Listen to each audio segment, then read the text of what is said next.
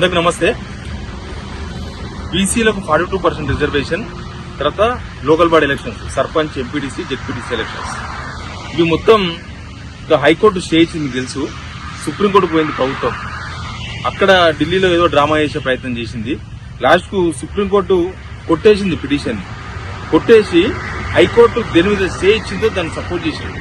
అంటే మీరు ఎలక్షన్ పెట్టుకోండి, కానీ రిజర్వేషన్స్ 50% దాటొద్దు. చాలా కీలకమైన కామెంట్ చేసింది సుప్రీంకోర్టు. అసలు ఇది ప్రభుత్వానికి తలక తీసేసేంత పనిది. ఎందుకంటే ఒక ప్రభుత్వం ఒక పిటిషన్ వేసినప్పుడు, ప్రభుత్వం వేసిన పిటిషన్ అది, ప్రభుత్వం వేసిన పిటిషన్ సుప్రీంకోర్టు కొట్టేసింది. ఒక వ్యక్తి వేసే పిటిషన్ కొట్టేయచ్చు, కానీ ఒక వ్యవస్థ వేసిన పిటిషన్ సుప్రీంకోర్టు కొట్టేసిందంటే ఈ ప్రభుత్వానికి ఇంతకన్నా చెంపపెట్టలేదు. వీళ్ళు ఆడుతున్న డ్రామాలు ప్రజలు కనిపెట్టాల్సిన అవసరం ఉంది. సుప్రీంకోర్టు ఏం చెప్పింది, హైకోర్టు ఏం చెప్పిందో అదే కరెక్ట్. మీరు అయితే అక్కడ చేసిన వాదనలు కూడా అవే. వీళ్ళేమన్నా హైకోర్టులో చేయని వాదనలు, లేకపోతే అంతకన్నా బలమైన వాదనలు ఏమన్నా సుప్రీంకోర్టులో వినిపించినరా? వాళ్ళు అట్లా వినిపిస్తే, అట్లాంటి ఛాన్స్ ఉంటే హైకోర్టులో మిస్ అయింది కాబట్టి మనకు సుప్రీంకోర్టులో ఊపిరి పీల్చుకునే తీర్పు వస్తుందని అనుకునే అవకాశం ఉంటుంది. కానీ వీళ్ళ దగ్గర అంతకు మించి లేవు స్టేట్మెంట్స్. అదే మేము కులగన్న చేసినాం, జనగన్న చేసినాం, మేము ఇంతమంది పెట్టినాం, అంతమంది పెట్టినాం. సరే, అన్ని వివరాలు మాట్లాడదాం. అసలు ఎక్కడ ప్రాబ్లం ఉంది, ఈ ప్రభుత్వం ఆడుతున్న డ్రామా ఏంది, ఇప్పుడు సుప్రీంకోర్టు చెప్పిన తర్వాత ప్రభుత్వం అనుకున్న ఆప్షన్స్ ఏంది, అన్ని విషయాలు మాట్లాడదాం. ఈ వీడియో షేర్ చేయండి, సబ్స్క్రైబ్ చేసుకోవడం కూడా మర్చిపోద్దు. మీరు సబ్స్క్రైబ్ చేస్తేనే 100 మందికి చేరేది వీడియో, కాబట్టి సబ్స్క్రైబ్ చేయండి. ఇంకా ఏమైంది మీకు తెలుసు, మొత్తం బేస్ నుంచి చెప్పాల్సిన అవసరం లేదు. హైకోర్టులో స్టే ఇచ్చింది. హైకోర్టులో స్టే ఇచ్చిన తర్వాత హైకోర్టు మళ్ళీ క్లారిటీ కూడా ఇచ్చింది గవర్నమెంట్ కి. ఏమని చెప్పింది హైకోర్టు, మీరు ఎలక్షన్ పెట్టుకోవడానికి మాకు అభ్యంతరం లేదు. మా అభ్యంతరం అంతా కూడా రిజర్వేషన్స్ విషయంలోనే, ట్రిపుల్ టెస్ట్ ఫార్ములాలోనే. రిజర్వేషన్స్ 50% మించి చేయకూడదు, ప్లస్ చట్టం లేకుండా మీరు జీవో ఇవ్వకూడదు. సేమ్ టైం మీరు చేసిన ఈ కులగణన లేకపోతే జనగణన, ఆ విషయంలో కూడా కొన్ని అభ్యంతరాలు ఉన్నాయి. కాబట్టి ఇవన్నీ పక్కన పెట్టి మీరు ఎలక్షన్ జరుపుకోండి అని చెప్పింది. చెప్తే వీళ్ళేం చేసిండ్రు, దాని మీద సమాలోచనలు అంట. రేవంత్ రెడ్డి అంట కొంతమంది మినిస్టర్లను కూర్చోబెట్టుకుని సమాలోచన చేసినట్టు. ఈ సమాలోచన దేనికోసం అంటే, ఎట్లా ఇప్పుడు వీళ్ళిచ్చిన అది హామీ, వీళ్ళిచ్చింది కదా కామారెడ్డిలో హామీ, ఆ హామీని నిలబెట్టుకోనికి చేతన అయితే లేదు. పోనీ సెంట్రల్ గవర్నమెంట్ మీద కొట్లాడే ప్రయత్నం చేస్తున్నారా? పార్లమెంట్ లో దీన్ని చట్ట సవరణ చేస్తే తప్ప పని కాదు. దానికోసం ఏమైనా ప్రయత్నం చేస్తున్నారా అంటే ఆ ప్రయత్నం కూడా ఏం లేదు. ఎంతసేపటికి మేము ఏదో ప్రయత్నం చేసినాం కానీ కోర్టు కొట్టేసినాయి అని జనం నమ్మాలి. అంటే వీళ్ళు ఏదో కష్టపడుతున్నట్టుగా. అసలు హామీ ఇచ్చింది ఎవడు, హామీ ఇచ్చి నిలబెట్టుకుంది ఎవరు, ఇది విషయం. ఇప్పుడు సుప్రీంకోర్టు ఏమంటుంది, సుప్రీంకోర్టులో 3 కీలకమైన పాయింట్లు చెప్పింది. సుప్రీంకోర్టు చెప్పిన పాయింట్లలో ఇంపార్టెంట్ పాయింట్, మీరు ఎలక్షన్ ను నిర్వహించుకోండి, కానీ 50% రిజర్వేషన్ దాటదు, 50% లోబడే చేసుకోండి. మీరు రిజర్వేషన్స్ ఒకవేళ బీసీలకు పెంచుకోవాలనుకుంటే పెంచుకోండి, కానీ అది 50% దాటొద్దు.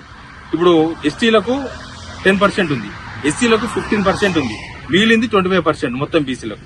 ఒకవేళ మీరు 50% లోనే బీసీలకు 42% ఇవ్వాలనుకుంటే ఎస్సీలకో తగ్గించాలి. అక్కడ తగ్గించని కూడా లేదు. ఎస్టీలకు రిజర్వేషన్స్ విషయం రాజ్యాంగంలోనే ఉంది, కానీ మీరు 50% లోనే అడ్జస్ట్ చేసుకోండి అని సుప్రీంకోర్టు చెప్పింది. ఇంకా ఇప్పుడు ప్రభుత్వానికి ఏం మిగలలేదు. వీళ్ళు సుప్రీంకోర్టులో చేసిన ఆర్గ్యుమెంట్స్ ఏం తెలుసా, చాలా బలహీనమైన ఆర్గ్యుమెంట్స్. ప్రభుత్వం దగ్గర ఇంతకు మించి ఆర్గ్యుమెంట్స్ లేవు అని అర్థమైపోయింది. హైకోర్టులో చేసిన ఆర్గ్యుమెంట్స్ నే కాపీ పేస్ట్ చేసింది సుప్రీంకోర్టులో. అవే ఆర్గ్యుమెంట్స్ చేస్తే హైకోర్టులోనే నిలవని కేసు సుప్రీంకోర్టులో నిలుస్తుందా? నువ్వు ఇక్కడనే ఆర్గ్యుమెంట్స్ పనికిరావని తేలినప్పుడు అక్కడ అదే ఆర్గ్యుమెంట్ చేయడానికే ఏమొచ్చింది? దీనికోసమని ఒక డ్రామా. పిసిసి ప్రెసిడెంట్ ఢిల్లీ పోయి అర్ధరాత్రి కూడా పిటిషన్ వేసి ఇదేదో అయిపోతుంది, ఇంకా సుప్రీంకోర్టు అడ్వకేట్లతో మహేష్ కుమార్ గౌడ్ మాట్లాడుతున్నారు, ఖచ్చితంగా మేము గెలుస్తామని నమ్మకం ఉంది. ఎట్లా ఉందంటే గాల్లో దీపం పెట్టి, దేవుడా నువ్వే దిక్కు, కాపాడుకుంటే కాపాడుకో, లేకపోతే అది ఆరిపోతుంది, నీ కర్మ అన్నట్టున్నది. ఇది ఇక్కడ రాజ్యాంగబద్ధంగా ఒక చట్టం లేదు, ఆ చట్టానికి లోబడి జీవో లేదు, ఇవేం లేకుండానే పెట్టి అయిపోతుంది. ఎవరిని మభ్యపెట్టినో జనం అర్థం చేసుకోవాల్సిన అవసరం ఉంది. మళ్ళీ ఎందుకో ఇవాళ లేరు. హైకోర్టులో విచారణ జరుగుతున్న టైంలో ఇక్కడ నుంచి 2-3 మినిస్టర్స్ పనంతా వదిలేసుకుని పొద్దంతా పోయి ఆయన పడిగాపులు కాసింది హైకోర్టులో. ఇలా సుప్రీంకోర్టులో ఎందుకు లేరు? సుప్రీంకోర్టు దగ్గర కనీసం పీసీసీ చీఫ్ ఉన్నాడా, ఒక మినిస్టర్ ఉన్నాడా, ఒక బీసీ ఎమ్మెల్యే ఉన్నాడా? అసలు రేవంత్ రెడ్డే పోతాడు ఢిల్లీకి అన్నారు, ఆయనకి ఈయనే పరిచయాలు అయిపోయాడు. అసలు వీళ్ళు చేసిన ఆర్గ్యుమెంట్స్ ఏంటంటే, ఇందిరా సాయి కేసు ఒకటి ఉంటుంది, ఆ కేసు ఒకటి తీసుకొచ్చుకొని అట్లే ఆ కేసులో చేసినట్టుగా ఇట్లా ఇప్పుడు కూడా సేమ్ ఈ బీసీ రిజర్వేషన్ కూడా చేయాలని ఒక ఇందిరా సాయి కేసుని తీసుకొచ్చారు. దానిలో సుప్రీంకోర్టు ఒక కీలక స్టేట్మెంట్ ఇచ్చింది. అది కేవలం ఎస్టీలకు సంబంధించింది మాత్రమే, షెడ్యూల్ క్యాస్ట్ కి సంబంధించింది మాత్రమే. అది రాజ్యాంగబద్ధంగా రాజ్యాంగంలో ఉంటుంది, దాన్ని మాత్రమే మీరు చేసుకోవాలి. ఇంకా హైకోర్టులో చేసిన దానికన్నా ఇంకా వీకెస్ట్ వాదన దీనిలో ఇక్కడ చేసినట్టు కూడా చేయలేదు. అది ఎట్లా కొట్టేశారని తెలుసు కాంగ్రెస్ వాళ్ళకు, అది ఎట్లా నిలవదు, అయ్యేది కాదు, పోయేది కాదు అని తెలుసు కాబట్టి వీకెస్ట్ వాదన వినిపించలేమో అనిపిస్తుంది. ఎంతసేపటికి ఇదే వాదన, మేము ఇంతమంది ఎన్రోల్స్ పెట్టినాం, ఇన్ని రోజులు మేము దీని మీద కసరత్తు చేసినాం, దేశంలో ప్రపంచంలో ఎక్కడ ఎన్ని జనగణన చేసినాం, మేము మా దానిలో 97% జనం పార్టిసిపేట్ చేసినారు, అన్ని పొలిటికల్ పార్టీలు ఒప్పుకున్నాయి. ఇప్పుడు మిగతా ప్రతిపక్షాలంతా ఒప్పుకుంటాయి రేవంత్ రెడ్డి దింపాలని, మిగతా ప్రతిపక్షాలంతా ఒప్పుకుంటాయి మీ ప్రభుత్వం పడేయాలని. పడేస్తారా? అది కాదు కదా, దానికి ఒక సిస్టమ్ ఉంటుంది రాజ్యాంగంలో, దాన్ని ఫాలో కావాలి. దాన్ని ఫాలో కాకుండా కొత్తగా ఏదో మేము చెప్పేస్తాం, కోర్టులో చెప్పేసేది సినిమానా ఇది? అసలు ప్రభుత్వానికి బీసీ రిజర్వేషన్ విషయంలో చిత్తశుద్ధి లేదు. వీళ్ళు చేసిన మిస్టేక్స్ చాలా ఉన్నాయి. దీనిలో ఒక 2 మిస్టేక్స్ మాత్రం మాకు ఖచ్చితంగా చెప్పొచ్చు. ఒకటి, కామారెడ్డిలో వీళ్ళు డిక్లరేషన్ చేసినప్పుడు అది సాధ్యాసాధ్యాల మీద అప్పుడు ఆలోచన చేయాల్సి ఉండే ఒకటి.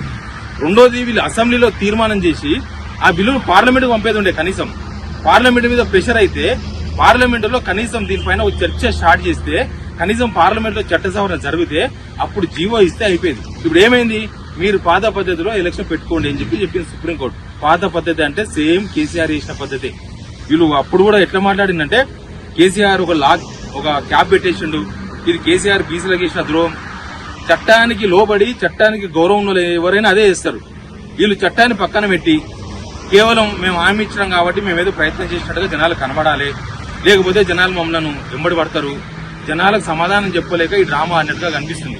ఇప్పుడు ఇదంతా సిచ్యువేషన్ చూసిన తర్వాత ప్రభుత్వానికి 2 ఆప్షన్స్ ఉన్నాయి. ఒకటి, ఎలక్షన్స్ ను వాయిదా వేసుకోవడం.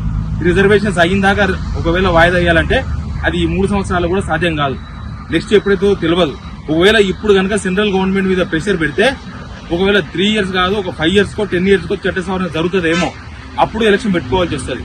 లేకపోతే కేసీఆర్ సిస్టమ్ లోనే, అప్పుడు రిజర్వేషన్ సిస్టమ్ లోనే అదే 50% లోబడి ఇప్పుడు మళ్ళీ చెయ్యాలి, మళ్ళీ చట్టం చేయాలి. మొన్ననే అసెంబ్లీలో వీళ్ళు చట్ట సవరణ చేసి క్యాప్ ఎత్తేసామన్నారు కదా, క్యాప్ ఎత్తడానికి వీళ్ళెవరో వీళ్ళకే తెలియదు. ఇప్పుడు క్యాప్ మళ్ళీ పెట్టాలి, వీళ్ళే పెట్టాలి క్యాప్. ఇప్పుడు 50% లోబడి రిజర్వేషన్స్ ఉండేటట్లు మళ్ళీ చేయాలి. ఒకవేళ అసెంబ్లీ పెట్టడానికి టైం లేకపోతే ఆర్డినెన్స్ ఇవ్వాలి. ఆర్డినెన్స్ ఇచ్చి మేము పాత లెక్కల ప్రకారమే ఎలక్షన్స్ పోతామని మళ్ళీ గవర్నర్ పంపాలి. గవర్నర్ దాన్ని ఆమోదిస్తాడు. ఆర్డినెన్స్ ఆమోదించిన తర్వాత మళ్ళీ పాత పద్ధతిలో ఎలక్షన్ పెట్టాలి. ఈ 2 ఆప్షన్స్ ప్రస్తుతం ప్రభుత్వం ముందర ఉంది. అసలు ఈ కేబినెట్ లో చర్చిస్తారంటున్నారు, ఏం చర్చిస్తారో తెలియదు. వీళ్ళ చర్చలు ఏందో, వీళ్ళకి దాని మీద అవగాహన ఉందో లేదో, కనీసం ఎవరైనా చెప్తే వింటున్నారో లేదో కూడా అర్థమైతే లేదు. కానీ ఇక్కడ జనాలను మోసం చేస్తున్నారు. ఓ పక్క రిజర్వేషన్ పేరు మీద బీసీలను మోసం చేస్తున్నారు, ఇంకో పక్క ఎలక్షన్ పెట్టకుండా జనాలందరినీ మోసం చేస్తున్నారు. ఒకేసారి తెలంగాణ ప్రజలందరినీ వీళ్ళేదో చేస్తున్నట్లుగా, ఎవరు అడ్డుకుంటున్నట్టుగా. ఎవ్వరు అడ్డుకుంటలేరు. ఇది ఒక సిస్టమ్. ఆ సిస్టమ్ చెప్పనీకే భయపడుతుంది గవర్నమెంట్. సుప్రీంకోర్టులో వీళ్ళ వాదనలు విన్న తర్వాత వీళ్ళు కామారెడ్డిలో పెట్టిన డిక్లరేషనే ఒక పెద్ద బూటకం లాగా కనిపిస్తుంది. రాహుల్ గాంధీ వచ్చి రిలీజ్ చేసిండు. ఇప్పుడు రాహుల్ గాంధీ ఒక్కసారైనా బీసీ రిజర్వేషన్ గురించి ఎక్కడైనా మాట్లాడుతున్నాడా? పార్లమెంట్ లో ఇనిషియేషన్ తీసుకున్నాడా? ఢిల్లీలో జరిగిన ధర్నాకు రాహుల్ గాంధీ వచ్చిండా? కొన్ని రేవంత్ రెడ్డి పోయి మోడీని గాని అమిత్ షాని గాని అడిగిండా? అసలు వీళ్ళు వాళ్ళని అడిగేది లేదు, వాళ్ళు వీళ్ళని అడిగేది లేదు. ఇప్పుడు బంద్, తెలంగాణ బంద్ అంట. తెలంగాణ బంద్కు కాంగ్రెస్, బీజేపీ, బీఆర్ఎస్ అందరూ మద్దతు ఇస్తారంట. అసలు ఎవరి మీద నిరసనగా బంద్ పిలిపిస్తుండో కూడా క్లారిటీ లేదు దీనిలో. మొత్తం ఇదంతా చూస్తే ఎవరి గేమ్ వాళ్ళు సేఫ్ గేమ్ ఆడుతున్నట్టు క్లియర్ గా కనిపిస్తుంది. అసలు రాహుల్ గాంధీ ఇప్పుడు ఏం సమాధానం చెప్తాడు? పొద్దుగా లేస్తే ఇప్పుడు బీహార్ లో బీసీల గురించి మాట్లాడుతున్నారు. ఇప్పుడు ఇక్కడ తెలంగాణలో ఎటు కాకుండా మొత్తం ఇరికించి పెట్టిండ్రు. మొత్తం వ్యవస్థల్ని ఇరికిచ్చేసిండ్రు. వ్యవస్థ నాశనం అనమాట ఇది. వీరు ఒకవేళ రిజర్వేషన్ ఇవ్వాలనుకుంటే పార్టీకెళ్ళి ఇచ్చి ఎలక్షన్ పెట్టవచ్చు. వీళ్ళకి ఆధార్యం కూడా లేదు కనీసం. ఎనీవే, సుప్రీంకోర్టులో వీళ్ళ వీకెస్ట్ వాదనలు, తర్వాత సుప్రీంకోర్టు కూడా మీరు హైకోర్టులో తెలుసుకోవాలని చెప్పిన విధానము, ఇవన్నీ చూసిన తర్వాత ప్రభుత్వం ఏం డిసైడ్ చేస్తుంది? ఎవరు అడ్డుకుంటున్నట్టుగా ఎవ్వరు అడ్డుకుంటలేరు. ఇది ఒక సిస్టమ్. ఆ సిస్టమ్ చెప్పనీకే భయపడుతుంది గవర్నమెంట్. ఎనీవే, సుప్రీంకోర్టు కూడా చెంపపెట్టు లాంటి దెబ్బ కొట్టిన తర్వాత, తీర్పు ఇచ్చిన తర్వాత ఇప్పుడు హైకోర్టులో తెలుసుకోమన్నది. హైకోర్టులో ఉంది కదా టైం, హైకోర్టులో రిప్లై ఇవ్వమన్నది. ఏం రిప్లై ఇస్తారు హైకోర్టులో? హైకోర్టు ఆల్రెడీ స్టే ఇచ్చింది, ఎలక్షన్ పెట్టుకోమన్నది. ఇక ప్రభుత్వంకి ఏం అర్థమవుతుందో తెలియదు, కానీ ఈ ప్రభుత్వం ఏం చేస్తుందో తెలంగాణ జనం అర్థం చేసుకోవాల్సిన అవసరం ఉంది. Please subscribe signal TV.